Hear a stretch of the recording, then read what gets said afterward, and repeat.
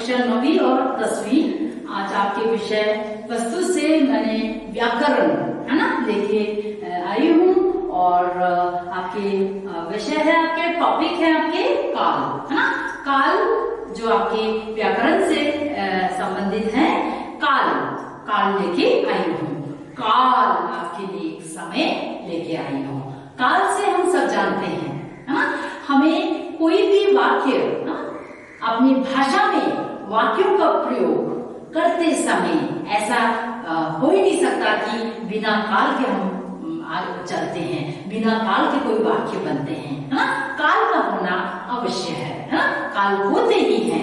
अब काल को भाई कितने भागों में बांटे गए हैं, काल के कितने भेद होते हैं हम जानते हैं। काल वो आपके 3 भेद होते हैं। काल कितने 3 भेद होते हैं। हम देखते हैं काल के क्रिया के 3 काल होते हैं। आप जो भी कार्य करते हैं उनके 3 काल में विभाजित किए जाते हैं। कोई भी वाक्य बनते हैं तो 3 काल के अंतर्गत होते हैं। पहला होता है भूतकाल, दूसरा वर्तमान काल, तीसरा है आपके भविष्य काल। अब हम देखते हैं कि भाई काल 3 प्रकार के हैं। सो पहला आपके भूतकाल व्यतीत हुए समय का बोध करवाने वाले वे काल, जो हो गया, जो बीत गया है ना, जो भी बीत गया उस समय को दर्शाने के लिए हम कहते हैं भूतकाल। अब भूतकाल के भी आपके कुल 6 प्रकार है। भूतकाल को भी 6 भेदों में बांटे गए हैं। भूतकाल को भी 6 भेदों में बांटे गए हैं। पहला है नंबर क सामान्य भूत, सेकंड आसन भूत, थर्ड पूर्ण भूत, घ यानी 4th है आपके अपूर्ण भूत, 5th है आपके सनिग्ध भूत, आपका 6th है हेतु मध्य भूत। अब क्या है ये एक को हम डिस्क्राइब करते हैं, एक को हम एक्सप्लेन करते हैं कि भाई सामान्य भूत काल कब आता है, कब कैसे किस प्रकार की वाक्यों में सामान्य भूतकाल आते हैं। सामान्य भूतकाल क्रिया का जो रूप सामान्य है ना, नॉर्मली हम किसी कार्य का बीते हुए समय में होना बताता है, उस समय हुआ था, सामान्य हुआ बताता है, उसे सामान्य भूत कहते हैं। जैसे मोहिता विद्यालय गई, मोहिता विद्यालय गई यानी भूतकाल, सामान्य भूतकाल। उसी प्रकार सब्जी वाले ने सब्जी बेची। अब आपके दूसरे आसन भूतकाल, दूसरे भेद है क्रिया के जिस रूप से किसी कार्य का अभी समाप्त होने का बोध हो उसे असन भूतकाल कहते हैं। जैसे गीता ने पाठ पढ़ा, अभी होने का जो आपको याद कराते हैं। गीता ने पाठ पढ़ा, राम खेल आया। उसी प्रकार आपके भीम ने भाला फेंका, भीम ने भाला फेंका।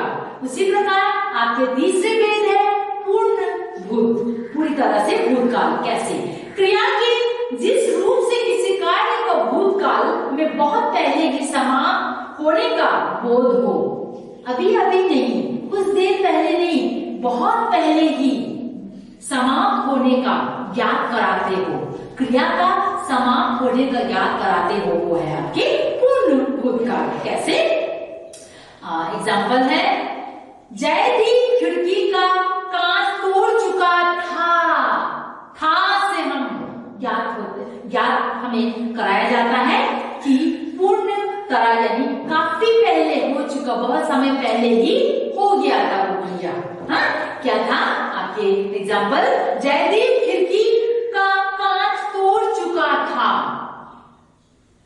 सोहन मेले देखने जा चुका था, है ना। इस प्रकार मोहन को दौड़ में प्रथम पुरस्कार मिला था, कक्षा में सुमन को प्रथम श्रेणी में प्राप्त होने के कारण उसे सर्टिफिकेट मिला था।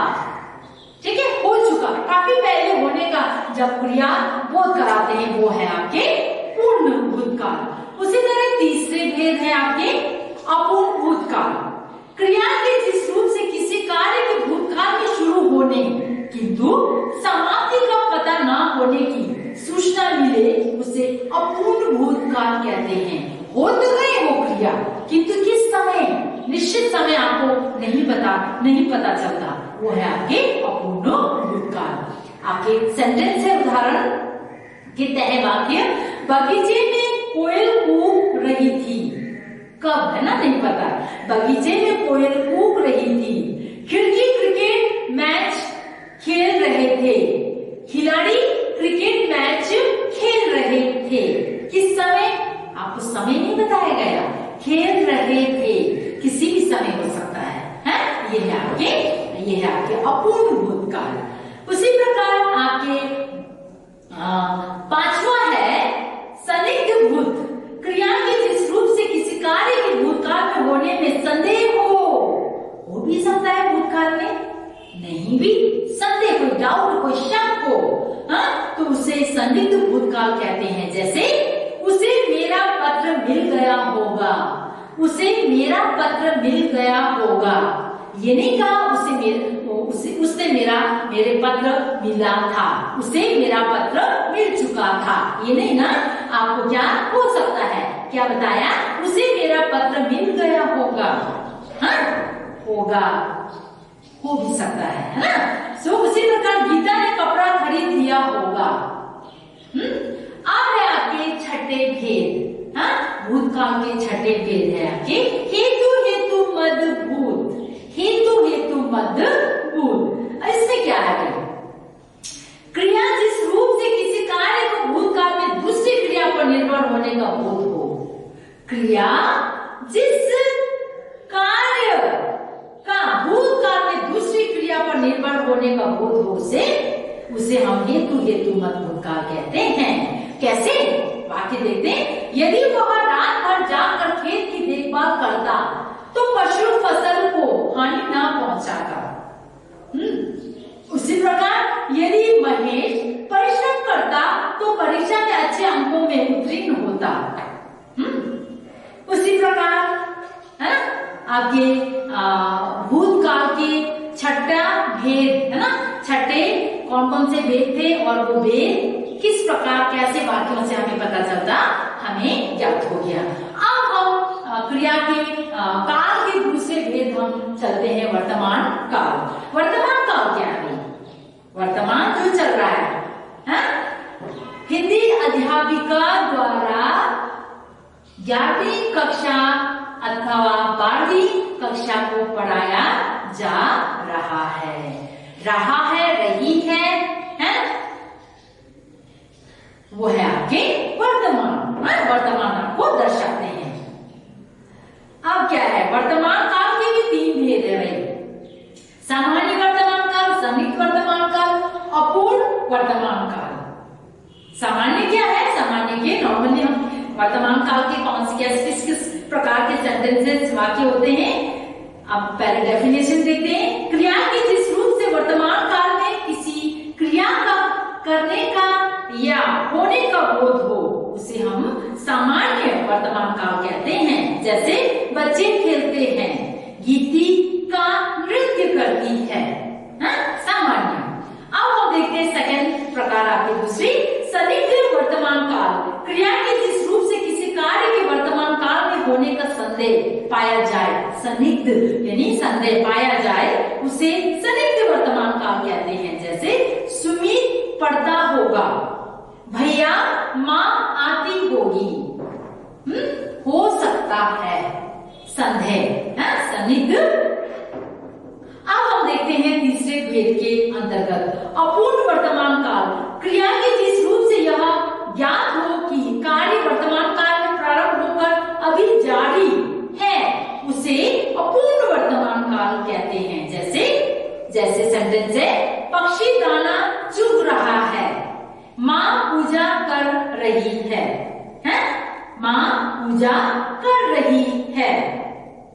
देखा हमने कि अपूर्ण वर्तमान काल। अब हम चलते हैं अगले विषय में कि हमने